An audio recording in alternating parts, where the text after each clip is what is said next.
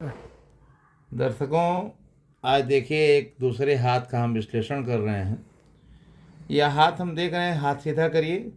हाथ देखिए, आप ध्यान से देखिए, यह हाथ समान रूप से चल रहा है।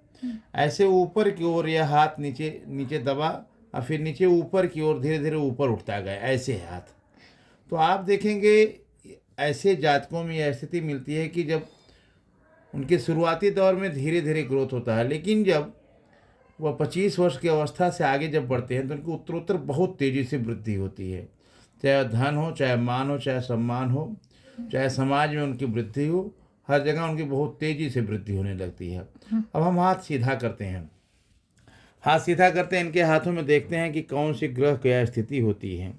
देखिए, जैसे यह बृहस्पति पर्वत है, शनि पर्वत है, सूर्य पर्वत है, बुध पर्वत है। यह चंद्रमा है, यह शुक्र है, राहु और केतु, ये ग्रहों का निर्धारण करते हैं ग्रह हाथ में कहाँ कहाँ होते हैं। तो हम पहले बृहस्पति से शुरू करते हैं। बृहस्पति पर्वत कैसा है? देखिए, बृहस्पति पर्वत बहुत उच्च का नहीं है, लेकिन सामान्य स्थिति में बना हुआ। जीवन ऐसे व्यक्ति आध्यात्मिक होते हैं, भगवान में बहुत प्रेम रखते हैं, माता पिता की सेवा करते हैं, बड़ों की सेवा करते हैं। ऐसे हाथ में ऐसी स्थितियाँ मिलती हैं। अब चलते हैं शनि पर्वत में। शनि पर्वत सामान्य से ऊंचा है, तो निर्णय लेने की जो शक्ति होती है वह ठीक होती है, अच्छी होती है। फिर बुध पर्वत, वाणी अच्छी होती है। वाणी थोड़ा बुध कमज़ोर है, तो वाणी में थोड़ी सी रुकावटें होती हैं। और अब हम सूर्य पर्वत में देखिए। अब सूर्य पर्वत में रेखा, सूर्य रेखा यह है, तो सूर्य रेखा यह है, तो सूर्य की स्थिति कैसी रहेगी, पढ़ाई कैसी रहेगी, नौकरी कैसी रहेगी, तो हम सूर्य पर्वत को निर्धारित करते हैं। यह देखिए सूर्य पर्वत की रेखा है इनकी। तो सूर्य पर्वत की रेखा बहुत अच्छी तो नहीं कही जाएगी, लेकिन यह है कि सामान्य से ऊपर है, तो सरकारी नौकरी का योग होगा। और पढ़ाई और उनकी जो तीव्र बुद्धि बराबर अच्छी बनी रहेगी।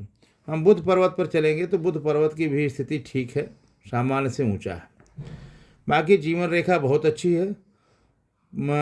जब बालक की अवस्था रही और बचपना था तो उसमें जीवन को लेकर के बहुत संघर्ष हुआ। इसके बाद बहुत अच्छी रेखा रही है, कोई दिक्कत नहीं है। लगभग 85 वर्ष से ऊपर की अवस्था जाती है।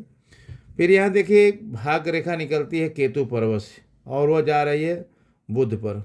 तो यहाँ एक बिजनेस का भी स्थिति बनती है, लेकिन अब वहीं से फिर घूम जाती है।